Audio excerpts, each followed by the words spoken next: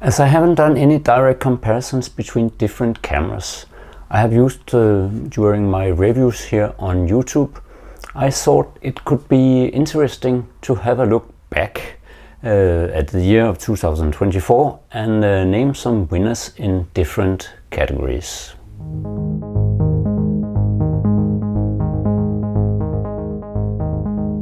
Welcome back to my channel, this time for something I've never done before, a look back or a review of my reviews. I'll go through the cameras I have used in 2024 and name the best and most inspiring camera in the following categories: digital point and shoot, analog point and shoot, SLR, DSLR, bridge camera, and finally mirrorless camera.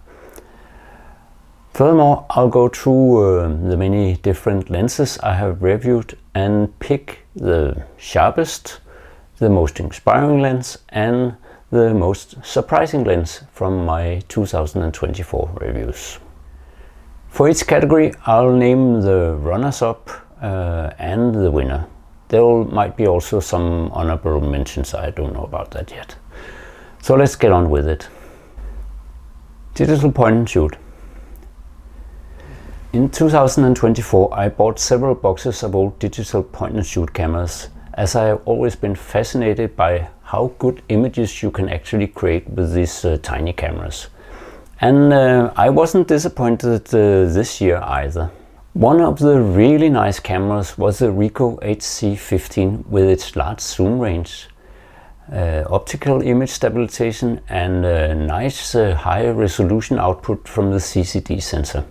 It has been a fully functional camera with all the controls I like on a camera. And it also produced nice looking images despite lacking a RAW mode. It has been one of my favorites this year. The winner this year is the very small Olympus D735. With its fast boot up time, its pocketable size, a lot of fun modes you can shoot in, and that it charges via USB, and a decent image quality out of this old style CCD sensor.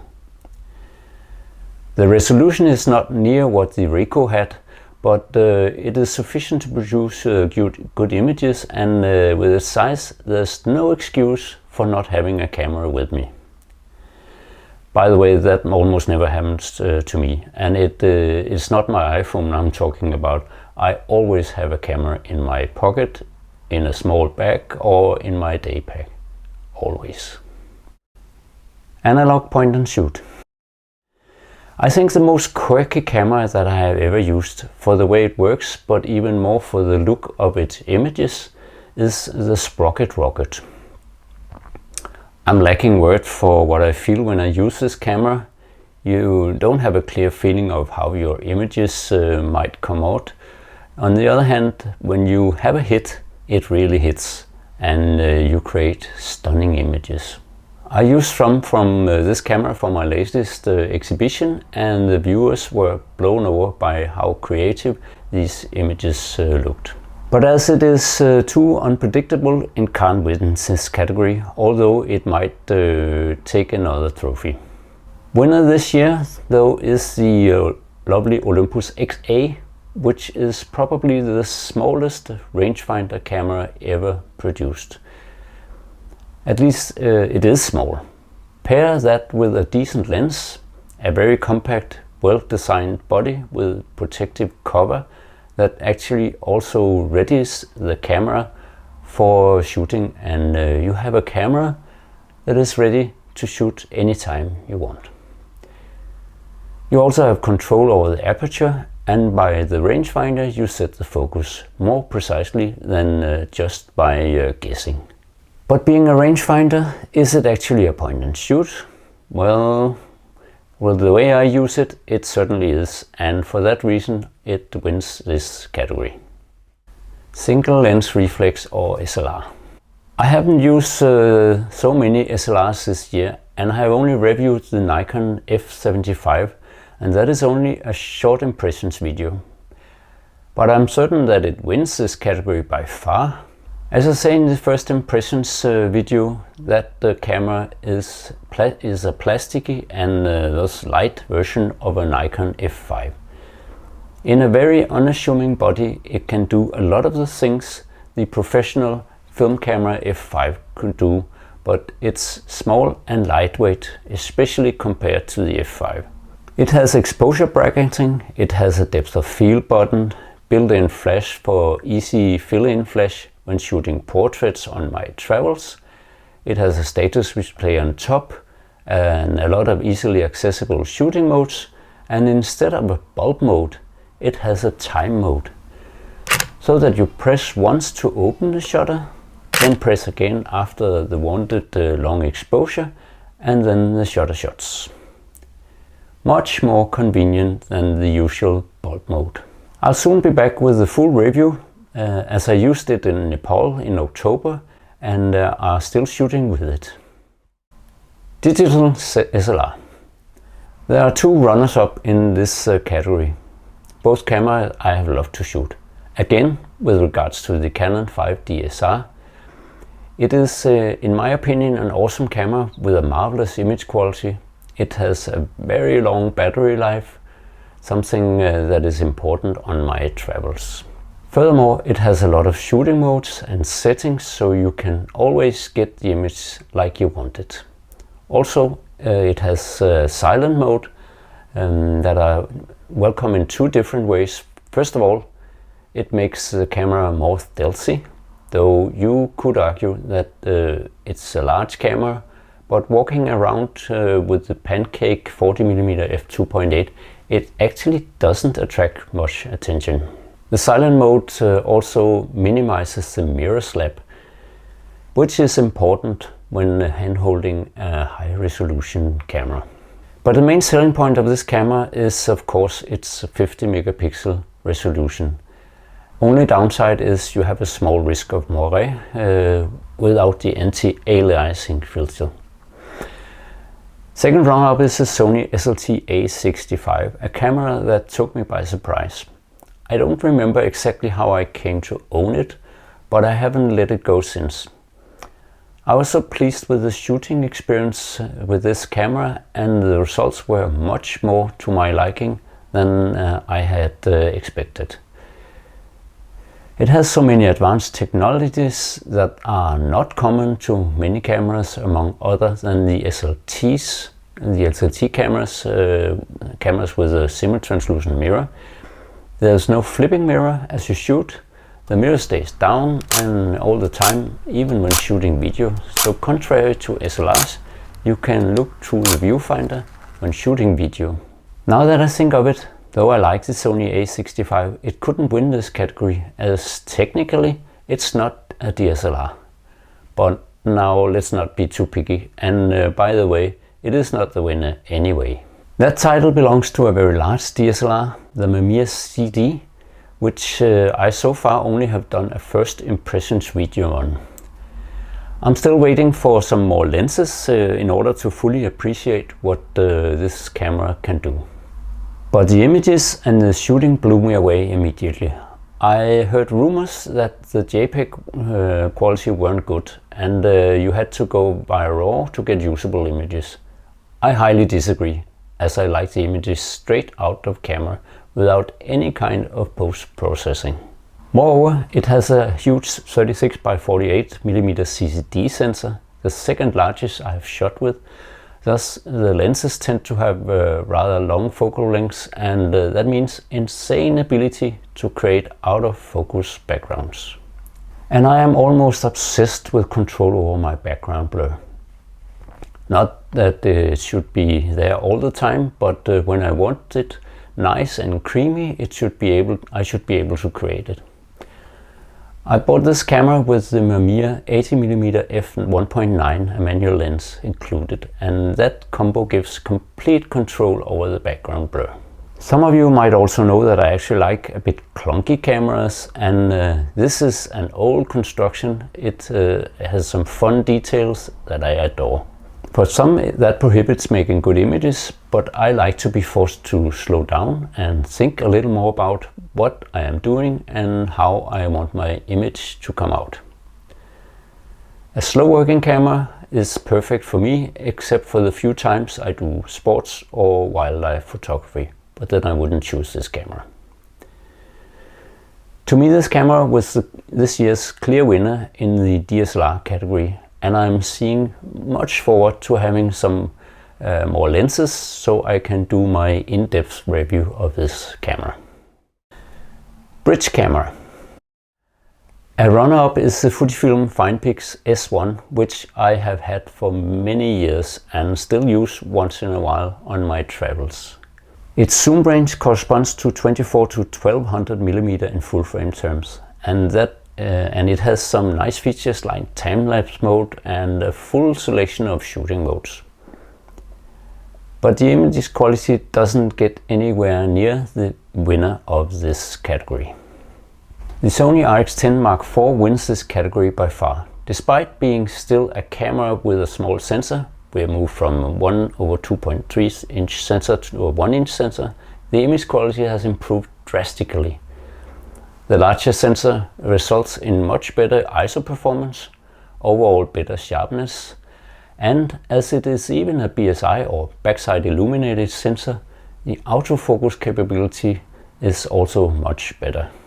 There are two downsides to the larger sensor. The camera is bigger and the zoom only covers 24 to 600 mm, but I will still prefer it over any of the other options out there, though it can be a bit on the expensive side if you are searching for it. Mirrorless. I know many of you are here for my Hasselblad reviews, and yes, I adore my Hasselblad X1D Mark II and the insane X2D. But on my channel, they are the news of yesteryear and not 2024. So they won't win any titles this year. Would I say my Hasselblad X2D was the most inspiring camera to use? Maybe. We'll come to that in a moment, but I have been using it a lot, among other things, on my journey in Nepal in the autumn of 2024, and I still owe you my video with images from that trip. Actually, there will be three of them. One is a video of the trip with our tour information, another is the video with images and my review of the Nikon F75 analog camera that we spoke of earlier, and the last will show you my images from the Hasselblad and the three lenses that I carried. But as this camera and the lenses are all news on this channel, they won't win any titles. And it appears to me that I don't have a runner-up or a winner, despite the fact that I have been shooting several cameras like Sony A7R, Lumix GX1, Fujifilm X-E4 and the quirky Hasselblad Luna. I haven't finalized any of the reviews. Without that, I can't honor a winner. Final camera category is the most inspiring camera, and I have already lifted the veil a bit. The Sprocket Rocket has inspired me to go and shoot stuff I wouldn't normally do. I shoot buses through window blinds to create sense of speed. I panned with rowing kayakers to show their movements, and I followed an Ironman event during the cycling, creating intentionally blurred images of fast-passing bicycles. I have even shot the double and triple exposures in order to create something out of the ordinary. And boy, oh boy, do I like this kind of creative approach. Would I have done it if it were not for this camera? Probably not. So this cheap piece of plastic wins my heart this year for inspiring the most artistic approach from me. Outside category. I didn't really know which category to put this camera into, but I still owe you the long-term review of it. Unfortunately, it had some problems that had to be fixed, so I had to pause my review of it. We are talking about the awesome Hasselblad SWC, a super wide lens special edition of the Hasselblad 6x6 cameras. As soon as I get it back from repairs, I'll continue filming and shooting for my review. Spoiler alert, it's an insanely inspiring and rewarding camera to use.